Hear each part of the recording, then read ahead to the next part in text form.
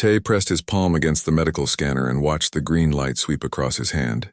The machine beeped twice, then displayed his vital signs on the screen above. Everything looked normal.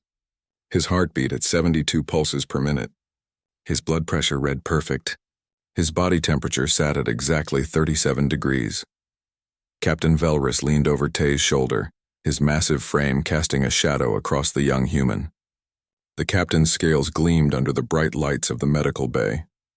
He made a clicking sound with his throat, which Tay had learned meant concern.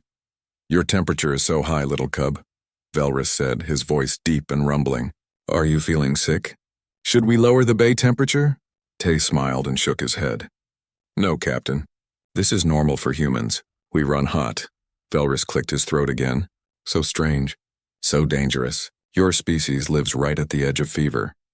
This was a conversation they had at least once a week. Tay had been working aboard the Endless Horizon for 3 months now, and the crew still worried about him constantly. They worried when he ate solid food. They worried when he climbed ladders. They worried when he stayed awake for more than 6 hours at a time. The other crew members called him the Cub. At first, Tay thought it was because he was only 19 years old. Later, he realized they used the term because they thought all humans were fragile, like younglings who needed constant protection. Dr. Kess walked into the medical bay carrying a tray of instruments. She was a Velcrin, with thick armor plates covering her body and 4 arms that could work on multiple patients at once. She set the tray down and looked at Tay with her 3 eyes. "Tay, I need you to sort these tools," she said, "but please be careful. Some of them are sharp." Tay picked up a scalpel. It felt light in his hand, much lighter than the surgical tools he had trained with back on Earth. "I'll be fine, Doctor." "I've used these before." Kess made a worried chirping sound. "Yes, but your skin is so thin. One slip and you could cut yourself badly. You only have 1 layer of skin, not like us." Tay wanted to explain that human skin was tougher than it looked, that it could heal from cuts and burns, that it could even tan to protect against radiation, but he had tried explaining this before. The crew always nodded politely, then continued treating him like he might break at any moment. The truth was, Tay understood why they worried. Most species in the galaxy had evolved on safer planets. The Thros, like Captain Velrus, came from a world with gentle weather and few predators. The Velcrin had thick armor because their planet had harsh storms, but no real dangers beyond that. Even the Kicks, who looked like floating jellyfish, came from a peaceful ocean world. Earth was different.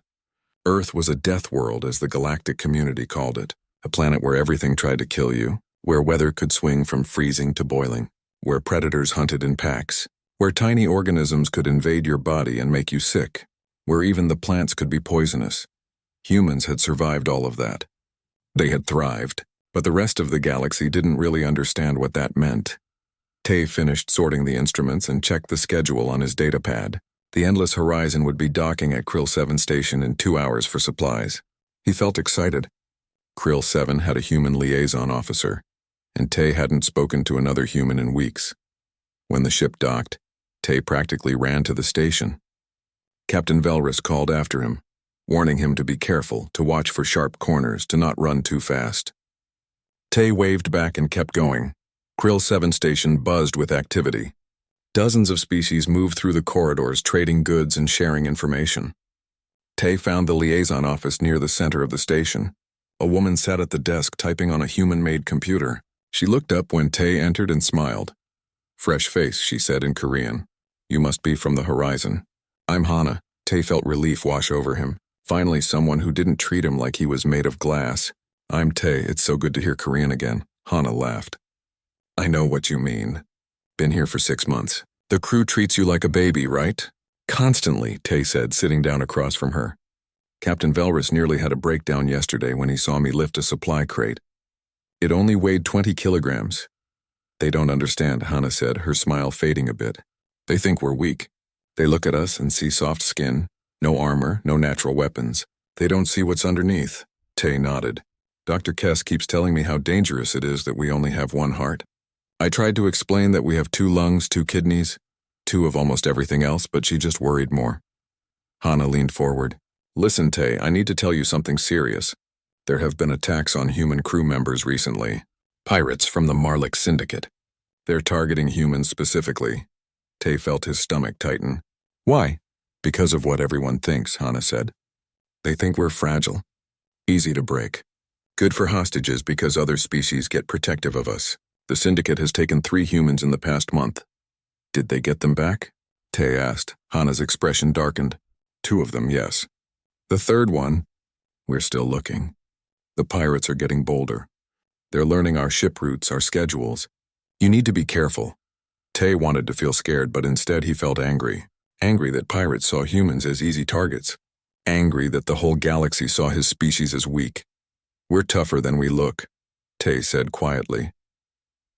Hana studied his face for a moment, then nodded slowly. Yes, we are. But they don't know that yet, and until they learn, we're in danger. They talked for another hour.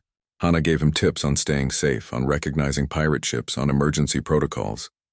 When Tay finally left to return to the endless horizon, he felt more alert, more aware of his surroundings. Back on the ship, Captain Velrus met him at the airlock. Cub, there you are. I was worried. Did you hurt yourself on the station? I'm fine, Captain, Tay said. Velrus patted Tay's shoulder gently, as if afraid of breaking him. Good. Come, we have dinner ready. I made sure the food was soft enough for your teeth. Tay followed the captain to the dining hall where the rest of the crew waited. They had prepared a meal of protein paste and synthetic vegetables, all mashed into an easy-to-eat consistency. Tay ate it without complaint, even though he missed the texture of real food that humans could tear and chew with their strong jaws. After dinner, Tay returned to his quarters. He looked at himself in the mirror. Soft skin, no claws. No armor, no fangs. He looked weak, harmless, safe, but appearances could be deceiving. Tay thought about Earth, about the animals humans had hunted to extinction, about the diseases humans had conquered, about the wars humans had survived. His species looked soft on the outside, but underneath was something much harder, something that had clawed its way to the top of the food chain on the most dangerous planet in the known galaxy. Tay smiled at his reflection. Let them think humans were weak. Let the pirates think humans were easy targets. One day they would learn the truth. One day they would understand that soft skin didn't mean a soft core. He went to bed thinking about Hana's warning, thinking about pirates, not knowing that tomorrow everything would change. The alarm woke Tay from a deep sleep. Red lights flashed in his quarters as the ship's warning system screamed through the speakers. He rolled out of bed and grabbed his emergency suit, pulling it on as he ran toward the medical bay. The corridor shook. Something had hit the ship. Hard. All crew to battle stations, Captain Velrus's voice boomed through the speakers. We are under attack. Medical team, prepare for casualties. Tay burst into the medical bay to find Dr. Kess already preparing the surgical tables. Her forearms moved quickly, laying out instruments and activating the emergency systems. Tay, thank the stars, Kess said. Stay close to me. If the ship is breached, you need to get to the escape pods immediately. I'm not leaving, Tay said, moving to help her prepare. I'm part of this crew. Another impact rocked the ship. Tay grabbed the edge of a table to steady himself. Through the viewport, he could see 3 ships surrounding the endless horizon. They were smaller, faster, and heavily armed. Pirates. The door to the medical bay slid open and 2 crew members stumbled in, carrying a third between them. The injured Kix had burns across his transparent body. Tay and Kess rushed to help, laying him on the table. Pirates hit our engine room, one of the crew members said, breathing hard. They're trying to board us. Tay worked quickly, treating the burns while Kess administered pain medication. More injured crew members arrived. A Thros with a broken arm, a Velcrin with shattered armor plates. Tay moved between them, using his training to stabilize each patient. The ship shuddered again, and Tay heard a sound that made his blood run cold. Metal grinding against metal. The pirates had attached to the hull. Captain Velrus's voice came through the speakers again, but this time it was strained. They've breached the airlock on Deck 3. All security teams converge. Medical bay, prepare to evacuate.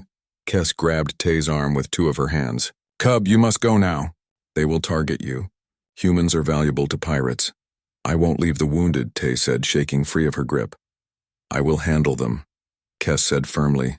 You are young. You are fragile. Please, Cub, run. Before Tay could argue, the medical bay doors exploded inward. 3 figures in combat armor stormed through the smoke. They moved with military precision, weapons raised. Behind them came a 4th figure, larger than the others. his armor decorated with scars and battle marks. "Secure the area," the large figure said. His voice was harsh and commanding. "Find the human," Tay's heart pounded. He moved behind a surgical table looking for a weapon, a way out, anything. But the pirates had already spotted him. "There," one of them said, pointing. "The soft one." Two pirates grabbed Dr. Kess when she tried to protect Tay. They threw her aside easily and she crashed into a wall with a pained chirp. The large figure walked toward Tay slowly, confidently. His helmet retracted, revealing a Velcrin face covered in scars. "You must be the cub," the pirate said. "I am Commander Threx. You are coming with us." "No," Tay said, trying to sound brave. "I'm not," Threx laughed. It was a cold, cruel sound. "You don't have a choice, soft thing. We know about your species. So breakable, so weak. You will make an excellent hostage." Tay looked at the injured crew members on the tables, at Dr. Kess struggling to stand, at the pirates blocking every exit. He thought about running, about fighting. But what could he do against trained soldiers in armor? "If I go with you," Tay said slowly, "you'll leave the ship alone? You won't hurt anyone else?" Threx considered this. "I will leave them alive." "You have my word. Such noble sacrifice for your crew." "Very touching," Tay nodded. "Then I'll come, no cub." Kess cried out, but the pirates held her back. Two pirates grabbed Tay's arms. Their grip was firm but not painful. They were being careful with him like everyone always was. They thought he would break easily. They dragged Tay through the damaged corridors of the endless horizon. He could see his crew members watching helplessly as he was taken. Captain Velrus stood near the bridge, his scales dark with fury and sadness. "I will find you, cub," Velrus called out. "I promise. We will bring you home." Tay tried to smile, tried to show courage, but fear was creeping through his chest. The pirates pulled him into their ship through the boarding tube. The interior was dark and smelled like oil and metal. They threw him into a holding cell and sealed the door. Tay sat on the cold floor and took deep breaths.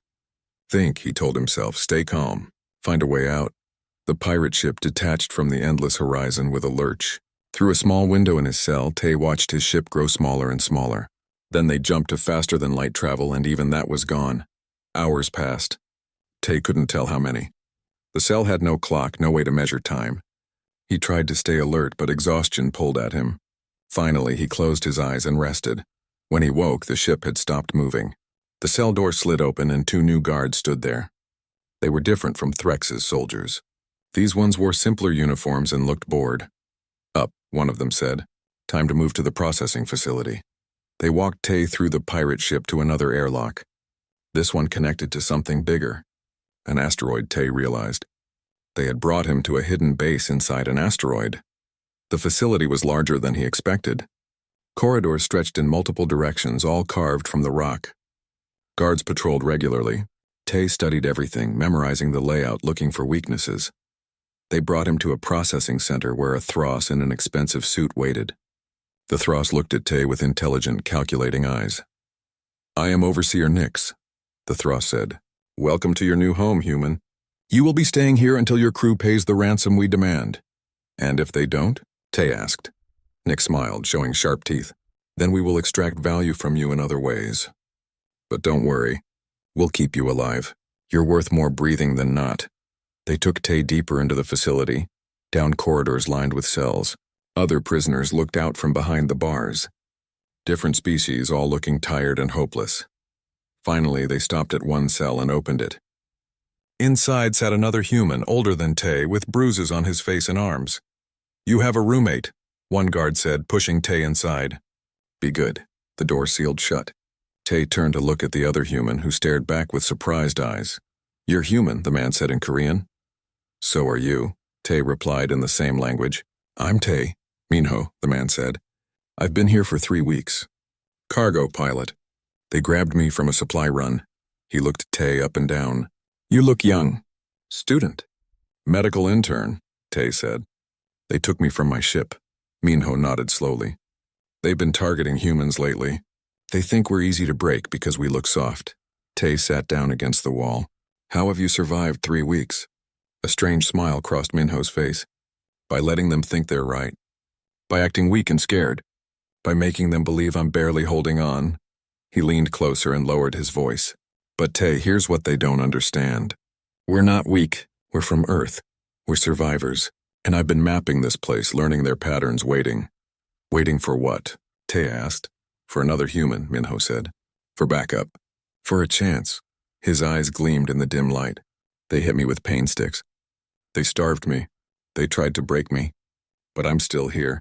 And now you're here. And together, maybe we can show them what humans really are. Tay felt something shift inside him. The fear began to fade, replaced by something colder. Something harder. What's the plan? Tay asked. Minho's smile widened. First, we wait. We act weak. We let them think they've won.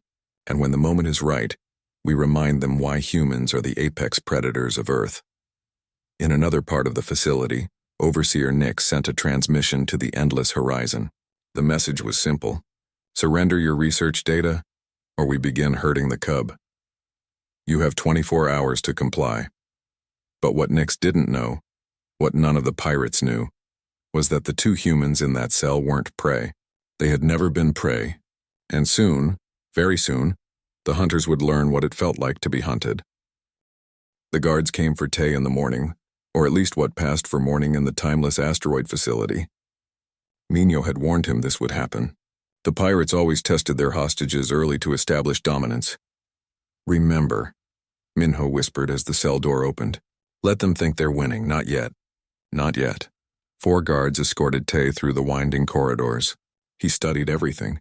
The spacing between doors, the patrol patterns, the locations of cameras. His mind cataloged it all, just like Minho had been doing for 3 weeks. They brought him to a large chamber deep in the facility.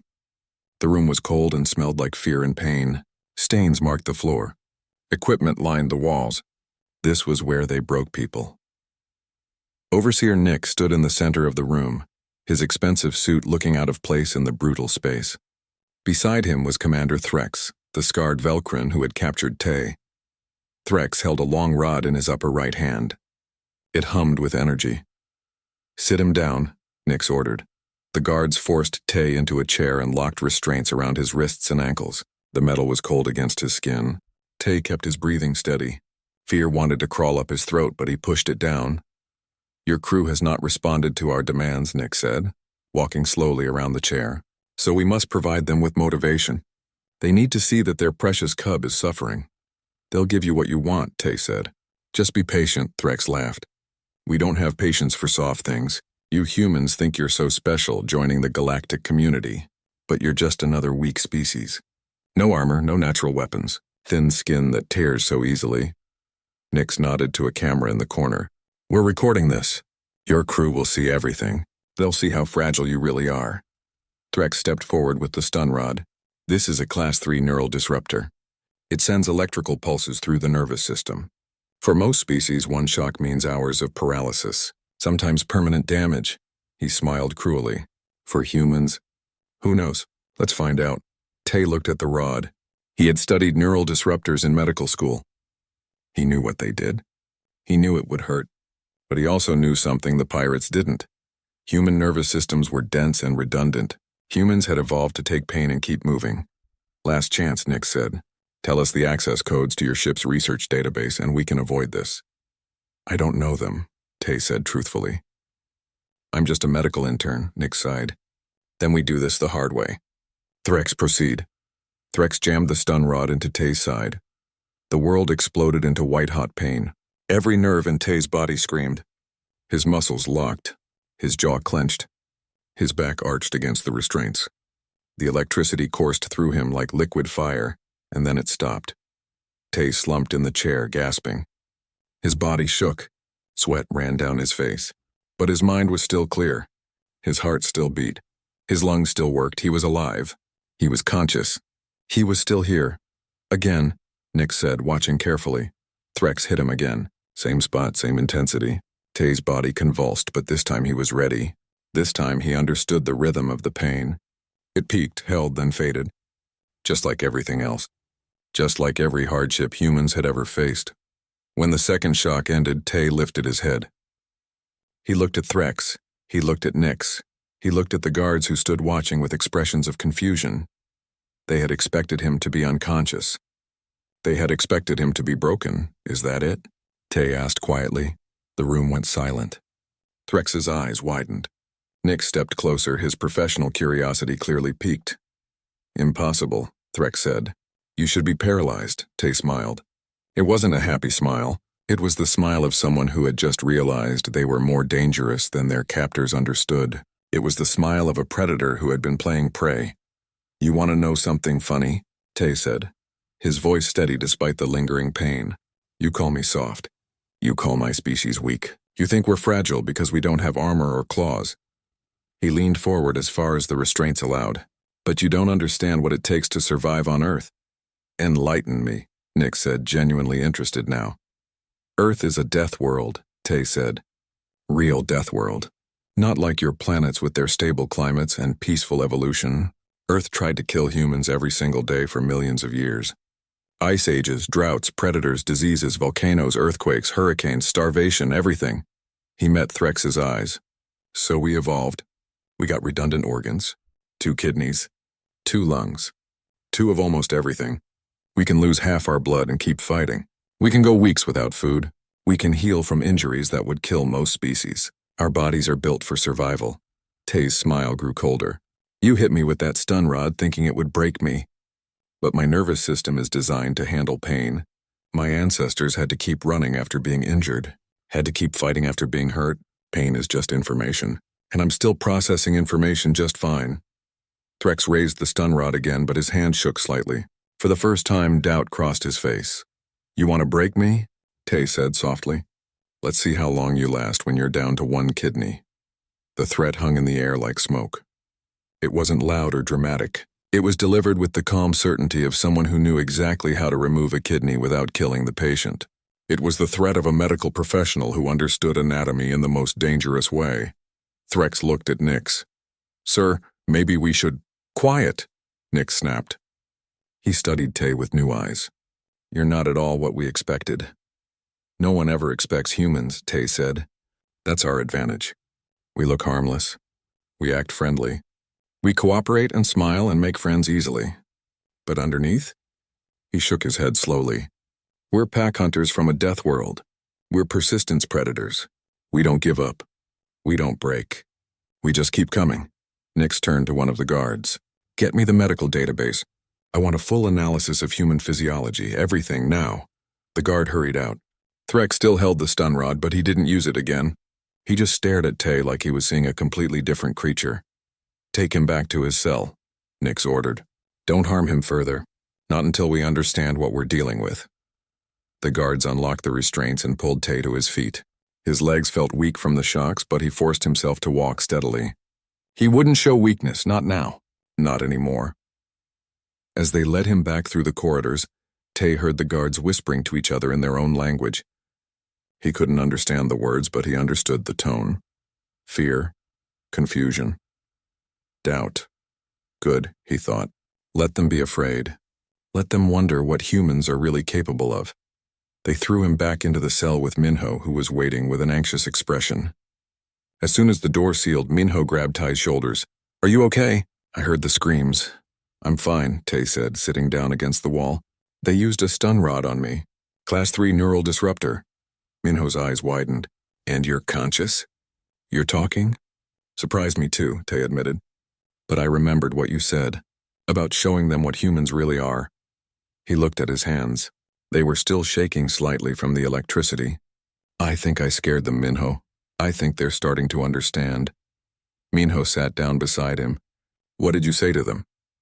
Tay repeated the conversation, including his threat about the kidney. Minho listened in silence, and when Tay finished, the older man started laughing. What's funny? Tay asked. They captured 2 humans, Minho said, still laughing. 2 persistence hunters from the most dangerous planet in the galaxy. And they think we're prisoners. He shook his head. We're not prisoners, Tay. We're just waiting for the right moment. When is the right moment? Tay asked. Minho's laughter faded. His expression became serious. Soon, very soon. They're going to study us now, try to understand us. That means lowering their guard. That means making mistakes. And when they do... He smiled that same cold smile Tay had shown Threx. We show them why humans are apex predators. In the observation room, Overseer Nix watched footage of the interrogation on repeat. He watched the human take 2 Class 3 shocks and remain conscious. He watched the soft smile. He heard the quiet threat. For the first time in his career, Nix felt something he had never felt about a hostage before. He felt afraid. The medical report arrived on Overseer Nix's desk 6 hours after the interrogation. He read it 3 times, each time feeling more disturbed. Human physiology was nothing like what they had expected. The report detailed redundant organ systems, extreme pain tolerance, rapid healing factors that activated under stress, and a skeletal structure designed to absorb massive impacts. The doctor who wrote the report had included a personal note at the end. This species did not evolve as prey. Every aspect of their biology suggests they are pursuit predators. Recommend extreme caution. Nick set the report down and looked at the security feed showing the humans' cell. Both humans sat quietly, appearing to rest. But now Nick saw them differently. They weren't helpless hostages. They were predators in a cage. He reached for his communicator to order enhanced security, but before he could speak, the facility's alarm system activated. "Unidentified ships approaching," a voice announced over the speakers. "2 vessels. Human signatures detected." Nix felt cold dread wash through him. The humans had found them. He pulled up the external cameras and saw 2 ships dropping out of faster-than-light travel. One was the Endless Horizon. The other was larger, more aggressive, clearly military. "All guards to defensive positions," Nix ordered. "Activate the weapon systems, and someone get me Commander Threx." But he was too late. Everything was already in motion. In their cell, Tai and Minho heard the alarms. They exchanged a look and stood up. "Now?" Tai asked. "Now," Minho confirmed. For 3 weeks, Minho had been playing weak. He had let the guards think he was barely surviving. He had memorized their schedules, their patrol patterns, their behaviors. He had loosened one of the bolts on his restraint bed over days of patient work. Now he pulled the bolt free. It was long and sharp, a perfect weapon. "The guards will come to move us to a secure location," Minho said, positioning himself beside the door. "That's when we act." Minutes later, 2 guards arrived. They were young, inexperienced. They had been assigned to watch the soft humans because it was considered an easy job. Safe. The door opened. "You 2 move to—" Minho struck. He was fast, much faster than anyone expected. The bolt went into the first guard's weak point, the soft gap between armor plates that Minho had identified weeks ago. The guard dropped without a sound. The second guard reached for his weapon, but Tai was already moving. 3 weeks ago, Tai would have hesitated. But something had changed when Threx hit him with the stun rod. Something had awakened. Tai grabbed the guard's arm and twisted. He remembered his anatomy training. He knew exactly where the joints were, exactly how much force to apply. The guard's weapon clattered to the floor. Minho caught it and fired once. The guard collapsed. "Sorry," Tai whispered to the unconscious guards. "But we're leaving." They stripped the guards of their armor and weapons. The armor didn't fit well, but it was better than nothing. Minho checked the weapon's charge. 60%, he said. "Not ideal, but it'll do. You remember the layout I described?" Tai nodded. "Control room is 3 levels up. Armory is on this level, east corridor. Exit bay is west side," Minho finished. "Good. Let's move." They stepped into the corridor carefully. 2 more guards were running toward them, responding to the alarm. Minho fired twice. Both guards dropped. "They're not killing shots," Minho said, seeing Tai's expression. "Just paralysis. They'll wake up in a few hours." They moved through the facility like ghosts. Every turn, every corridor, exactly as Minho had described. They reached the armory and Minho worked on the lock. It took him 30 seconds. Inside, they found proper weapons and equipment. Tai grabbed a medical kit, knowing he might need it. Minho selected a better rifle and extra power cells. "Tai," Minho said seriously. "Once we leave this room, it gets harder. They'll have figured out we escaped. They'll be hunting us. Are you ready?" Tai thought about the stun rod, about Threx's cruel smile, about being called weak and fragile, about every time someone had underestimated humans. Yes, he said. I'm ready. They left the armory and immediately encountered a patrol. 4 guards, all armed. The guards raised their weapons, but Minho was faster. He fired in controlled bursts, dropping 3 of them. The 4th guard ducked behind a corner and called for backup. This way, Minho said, running down a side corridor. They moved deeper into the facility. Alarms blared. Guards ran past them, but Minho had stolen an officer's armor, and in the chaos no one looked too closely. They reached a maintenance shaft. This leads to the control center, Minho said. It'll be tight. They climbed through the shaft, squeezing through narrow spaces. Tay's medical training helped him stay calm in the confined space. After several minutes, they reached a ventilation grate. Below, they could see the control center. 6 technicians worked at various stations. 2 guards stood watch. Minho looked at Tay. We need to take the room without destroying the equipment. Can you handle the guard on the left? Tay's hands were steady. His heartbeat was slow. All those months of the crew worrying about him, thinking he was fragile, had been wrong. Humans weren't fragile. They were just good at hiding their strength. Yes, Tay said. They kicked out the grate and dropped into the room. The guards turned, but Minho's shot took down the first one before he could react. Tay tackled the second guard, using the momentum of his fall to drive the guard into the wall. The guard's helmet cracked against the metal. He went limp. The technicians froze, staring at the 2 humans in shock. Nobody move, Minho ordered, aiming his rifle. Hands where I can see them. They complied. Tay moved to the communication station and opened a channel. Endless Horizon, this is Tay. We've taken control of the facility's command center. What's your status? Captain Velris's voice came through, filled with relief. Cub, you're alive. We're here with a human military ship, the Relentless. We're preparing to breach the asteroid. Negative, Captain, Tay said. We've already secured the facility. Stand by for data transmission. There are other prisoners here. We're sending their locations now. While Tay worked the computer, Minho kept watch on the technicians. One of them looked up at him with confusion. How? The technician asked. You're just humans. Soft species. How did you escape? Minho's expression was cold. That's your problem. You saw what you expected to see. Soft skin, no armor, no claws, you never looked deeper. The door to the control room exploded inward. Commander Threx and a squad of heavily armed guards stormed in. Threx saw the 2 humans, and his eyes widened with rage and fear. You should have stayed in your cage, Threx snarled, raising his weapon. But Tay was faster. He had been monitoring the security cameras. He had seen them coming.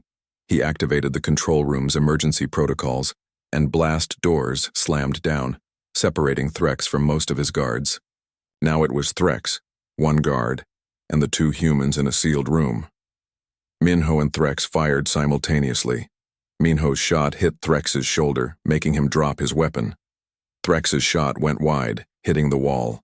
The remaining guard tried to aim at Minho, but Tay threw a piece of equipment at him, breaking his concentration. Minho's second shot dropped the guard. Threx backed against the wall, holding his wounded shoulder. Blood, thick and dark, ran between his fingers. He looked at Tay with genuine fear now. You threatened to take my kidney, Tay said quietly, walking toward him. He pulled a medical scanner from the kit he had grabbed. Let me show you I wasn't bluffing. Wait, Threx said. Please. I was just following orders. Tay stopped. He looked at the scanner, then at Threx. For a moment, rage burned in his chest. This creature had hurt him, had threatened him, had treated him like prey, but Tay was a doctor. Or would be eventually. He had taken an oath, even if it was just in his heart. First, do no harm. I'm not going to take your kidney, Tay said finally. But you need medical attention. That wound is serious. He moved forward and started treating Threx's shoulder. The Velcrin flinched at first, expecting pain, but Tay's hands were gentle and professional. Why? Threx asked. I hurt you. Because I'm human, Tay said simply. We can be violent when we need to be, but we prefer not to be. That's what makes us dangerous. We have the capacity for cruelty, but we choose kindness, until you push us too far. Outside, the human military ship Relentless docked with the facility. Captain Day and her soldiers swept through, finding most of the guards already incapacitated or surrendered. The other prisoners were freed and given medical attention. When Captain Day reached the control room, she found Tay bandaging Threx's shoulder while Minho kept watch. The technician sat quietly in the corner, unharmed. "Medical intern Tay?" Day asked. "Yes, Captain," Tay replied. Day looked around the room, at the subdued pirates, at the intact equipment, at the two humans who had taken control of an entire pirate facility. She smiled. "Well done, son. Your crew will be happy to see you." As they escorted the prisoners out, Overseer Nix was brought in. He looked at Tay with something between respect and horror. "We didn't understand," Nix said quietly. "No," Tay agreed. "You didn't, but you will now." The Endless Horizons medical bay looked exactly as Tay had left it. Same instruments on the walls, same beds arranged in neat rows, same viewport showing the stars beyond. But everything felt different now. Dr. Kess rushed to him the moment he stepped through the door. Her forearms wrapped around him in a careful hug, and Tay heard her making small chirping sounds of relief. "Cub, you're safe," she said, pulling back to look at him. "Let me examine you. They said the pirates hurt you." "I'm fine, Doctor," Tay said gently. "Just some bruises." "But they used a stun rod on you," Kess said, pulling him toward a medical scanner. "A Class 3. The report said you were conscious afterward. That shouldn't be possible." Tay sat down and let her scan him. The machine hummed as it analyzed his body. Kess studied the results with her three eyes, her expression shifting from concern to confusion to something like understanding. "Your nervous system," she said slowly. "It's so dense, so redundant. I've never seen anything like it." She looked at Tay with new eyes. "I've been treating you like you were fragile for 3 months, but you're not, are you?" "No," Tay admitted. "I'm not. None of us are." Kess sat down across from him. "I feel foolish. All this time warning you about sharp instruments and heavy lifting. You must have thought I was ridiculous." "No," Tay said quickly. "You were being kind. You were caring for me. That means everything. But humans are. We're built differently than most species. Our planet made us tough." The door opened, and Captain Velrus entered. His scales had returned to their normal color, no longer dark with stress. He walked up to Tay and stopped, looking down at the young human. "Cub," he started, then paused. "No, that's not right anymore, is it?" "Tay." Tay stood. "Captain." I watched. "The security footage from the pirate facility," Velrus said. "The Relentless shared it with us. I saw what you and Minho did. How you fought. How you escaped." He shook his head slowly. "I have been a fool. I treated you like a youngling who needed protection. But you are a warrior from a death world." "I'm just a medical intern," Tay said. "No," Velrus said firmly. "You are much more than that. You are a survivor, a fighter, a predator who showed mercy even when you didn't have to." He placed a massive hand on Tay's shoulder, but this time the touch was firm, respectful. "I am honored to have you on my crew." Tay felt emotion rising in his chest. "Thank you, Captain. That means a lot." Over the next few days, word spread through the galactic community about what had happened at the pirate facility. News channels played footage of the two humans taking control. Military analysts studied their tactics. Scientists examined the medical reports about human physiology. The galactic database entry for humans was updated. The classification changed from soft tissue death worlder to apex cooperative persistence predator. The recommended approach for dealing with humans included multiple warnings about underestimating them. Tay returned to his normal duties in the medical bay, but the crew treated him differently now. They still cared about him, still watched out for him, but they no longer acted like he was fragile. When he lifted a heavy supply crate, no one gasped. When he used a sharp scalpel, no one worried. They had learned. 2 weeks after the rescue, Tay received a message to report to the communications room. When he arrived, he found Captain Velrus waiting with a video call already connected. On the screen was Hana, the liaison officer from Krill 7 Station.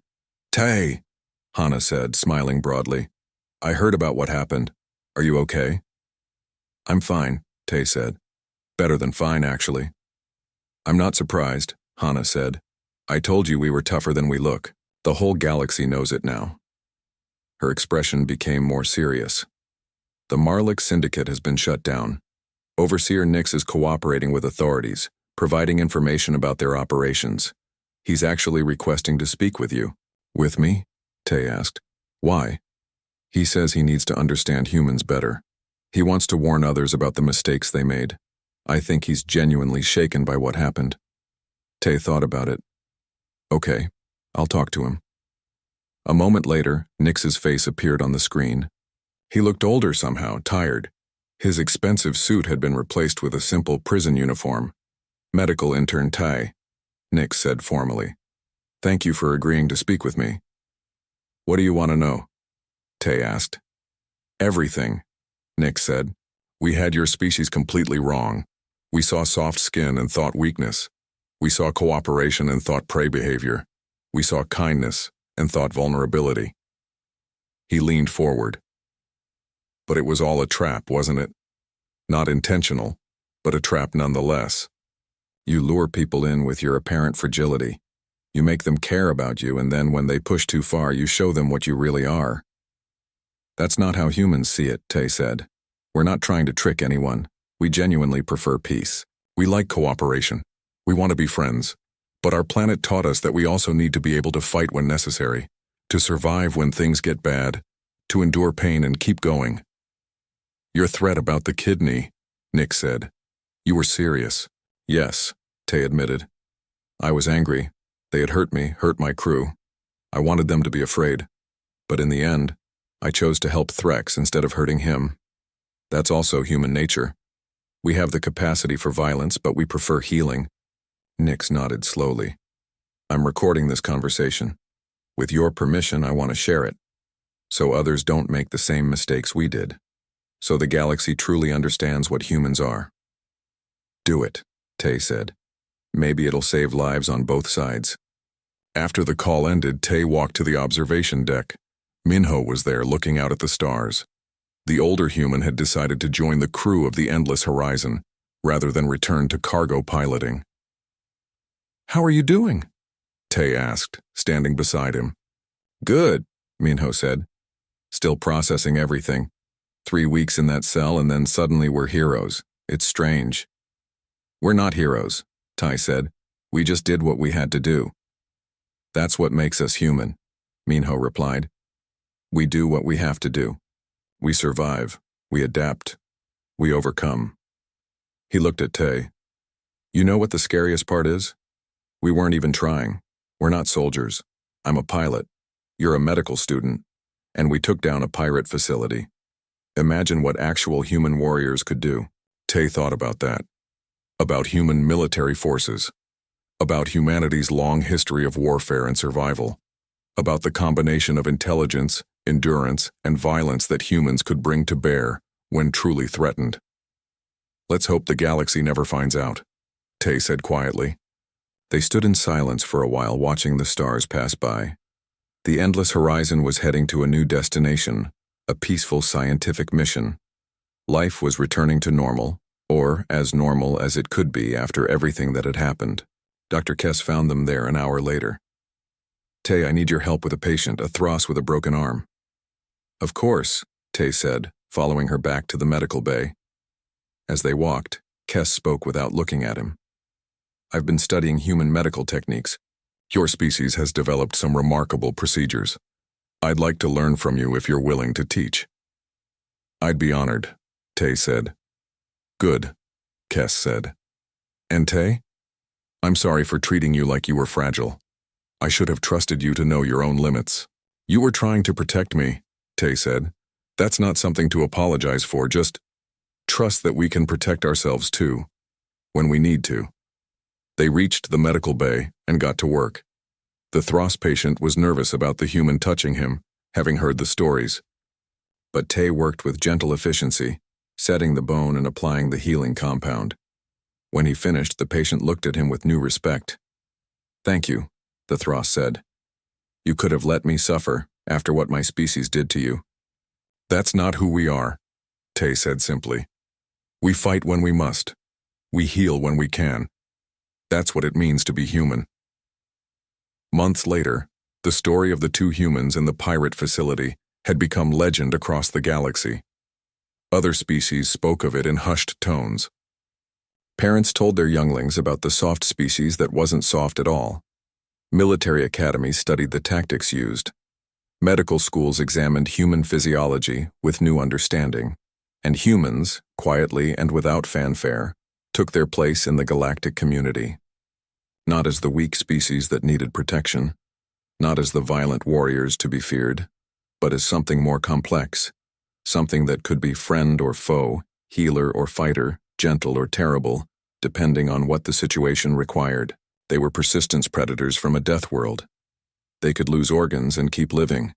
They could endure pain that would kill others. They could cooperate in ways that made them stronger than any individual could be. They could show mercy to enemies or destroy them utterly. They were human, and the galaxy would never underestimate them again. Tay stood in the medical bay, looking at the scanner that had once shown him as fragile. Now it showed him as he truly was. Dense muscle, redundant systems, a body built for survival, a mind capable of both compassion and calculation, a heart that beat strong and steady. He smiled softly. The same smile he had shown Commander Threx, the smile that promised both kindness and consequence. "Let's get back to work," he said to Dr. Kess. "We have patients to heal."